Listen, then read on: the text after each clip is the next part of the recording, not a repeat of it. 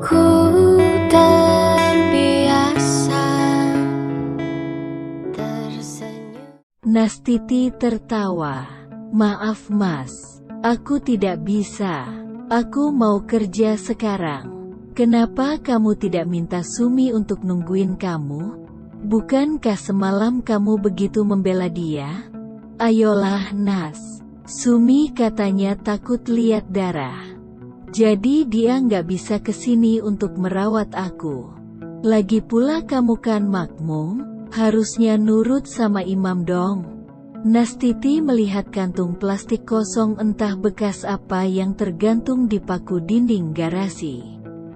Segera diraihnya kantung plastik itu dan diremas-remasnya di dekat ponsel. Duh, sinyalnya buruk nih. Keburu kerja juga. Sudah ya, Assalamualaikum. Tanpa menunggu jawaban dari Arif, Nastiti mematikan ponsel dan memblokir nomor Arif. Maaf Mas, aku ingin fokus bekerja. Lagi pula sudah ada Sumi yang kamu pilih.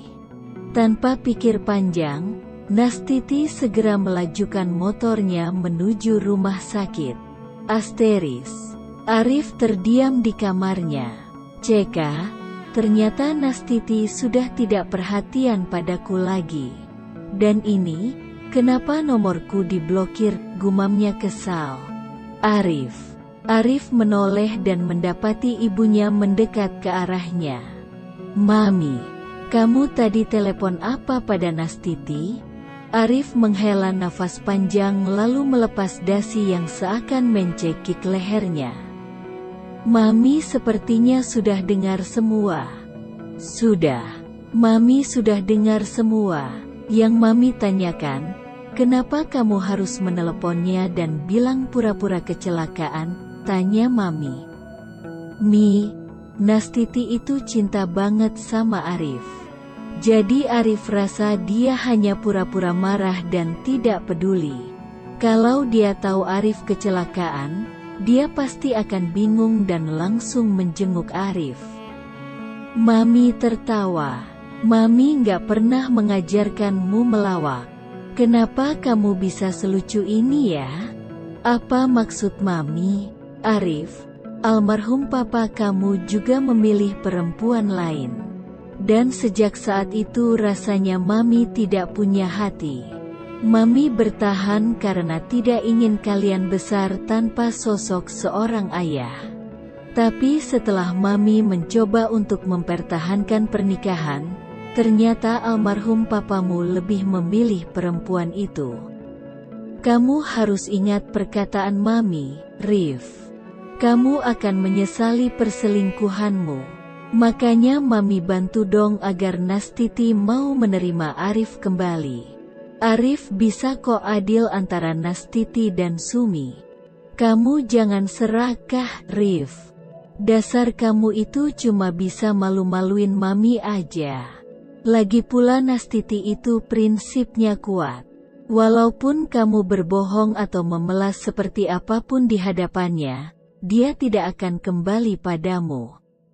Satu hal lagi, kamu kenapa sih berbohong tentang kecelakaan? Ucapan itu doa. Kalau kamu kecelakaan beneran gimana? Yang susah Mami juga kan? Arif menghela nafas berat lalu beranjak ke kamar. Rif, Mami belum selesai bicara. Arif menoleh sekilas. Apa ada lagi yang ingin Mami katakan? Sampai kapanpun Mami tidak akan merestui hubungan kamu dan Sumi, Rif. Terserah Mami, tapi Mami setuju atau tidak, Arif tetap akan menikah dengan Sumi. Arif meninggalkan ibunya yang hanya menghela nafas panjang dan masuk ke dalam kamar. Ting. Begitu Arif masuk ke dalam kamar, terdengar notifikasi pesan masuk ke ponselnya. Rif, kapan kamu mau ke rumah? Ibu nanyain dari semalam. Iya nanti malam. Aku baru pulang kerja, masih capek. Kamu jangan lupa janjimu untuk menikahiku loh, Rif. Iya, Aku nggak lupa. Nanti malam aku ke rumah kamu, Sum. Sekalian kita jalan-jalan ke hotel. Aku stres berat. Siplah. Aku siapkan seragam yang pasti kamu suka, Rif. Aku tahu selera kamu dari SMA. Arif tersenyum lebar dan memejamkan mata membayangkan pertemuannya dengan Sumi nanti malam. Asteris. Nas, abang ikut sedih atas kejadian yang menimpa kamu. Semoga kamu kuat dan diberi kemudahan untuk menjalaninya. Oh ya, tentang pengacara, sayangnya abang gak punya kenalan sama sekali. Tapi abang usahakan cari info lagi ya. Oh ya bang, gak apa-apa, terima kasih. Nastiti menghela nafas panjang, lalu memasukkan kembali ponselnya ke dalam saku seragam. Kamu kenapa Nas? Dari tadi kuperhatikan kok pucat. Kamu sakit ya? Tanya Dina salah satu teman Nastiti. Dinas. Yah, aku butuh pengacara. Mata Dina membulat.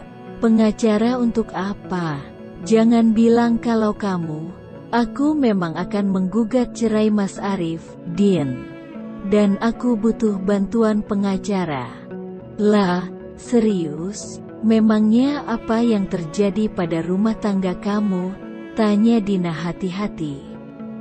Nastiti menghela nafas. Mas Arif selingkuh dengan asisten rumah tanggaku yang ternyata adalah mantannya sejak SMA. Nastiti pun menceritakan semua yang terjadi pada rumah tangganya. Dina manggut-manggut. Sebenarnya nggak perlu pakai bantuan pengacara. Kamu aja maju sendiri ke pengadilan agama bisa kok. Nastiti menghela nafas. Aku nggak mau kalau masalah ini sampai mengganggu kinerjaku. Pasti antri lama kalau ngumpulin berkas cerai. Ya sih, Dina berpikir sejenak. Oh, tetangga depan rumahku pengacara. Cewek, kebetulan aku punya nomornya. Ini nomor HP-nya. Namanya Bu Ajeng. Dina lalu mengotak-atik ponselnya dan mengirimkan kontak nama tetangganya pada Nastiti. Terima kasih ya, Din. Sama-sama. Kamu kok masih bisa bekerja setelah mengalami hal yang buruk seperti itu? Kalau hal itu terjadi padaku, mungkin aku udah nangis-nangis gak bisa makan dan kerja.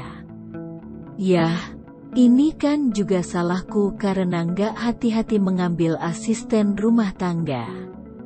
Kalau aku putus asa, gimana dong dengan Ana? Lagi pula cuti kerja juga udah habis. Sudahlah, aku masih bisa fokus kerja dan semangat. Nastiti tersenyum kecil. Selain itu aku juga butuh cuan. Aku juga butuh. Kalau begitu ayo kita semangat sama-sama. Kalau butuh bantuan, bilang saja ya. Siapa tahu aku punya solusi. Nastiti tersenyum dan mengangguk. Sip, Besti. Asteris. Wajah Sumi sumringah saat Arif mendatangi rumahnya. Arif.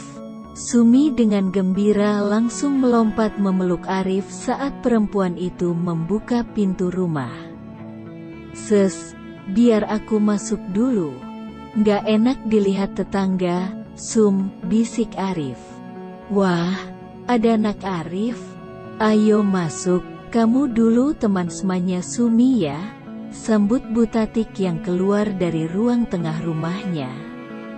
Iya Bu. Arif menyalami anak beranak itu bergantian. Sumi sudah cerita semuanya. Dan ibu merestui pernikahan kalian.